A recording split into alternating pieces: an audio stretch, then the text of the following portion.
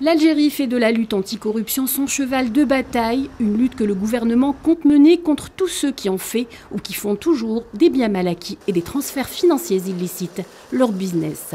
Invitant à l'occasion ses partenaires étrangers à participer à cette lutte, dont les tentacules dépassent les frontières. Lors de sa dernière visite en Algérie, le vice-président de la Commission européenne, Joseph Borrell, est allé dans le même sens que l'Algérie, affirmant que la lutte contre la corruption et le blanchiment d'argent constitue une priorité importante aussi bien pour l'UE que pour l'Algérie. Borrell a insisté sur la nécessité de renforcer la coopération dans ce domaine avec le gouvernement algérien. Dans le même sillage, le président de l'Agence de l'Union européenne pour la coopération judiciaire en matière pénale, Ladislav Amran, reçu à Alger par le secrétaire général du ministère des Affaires étrangères et de la communauté nationale à l'étranger, Ammar Belani, a exprimé la disponibilité de son instance et son engagement à apporter toutes les formes de soutien et d'assistance technique aux juridictions algériennes en matière d'investigation et de facilitation de la communication avec ses homologues européens dans le traitement des dossiers relatifs à la récupération des fonds pillés en Algérie.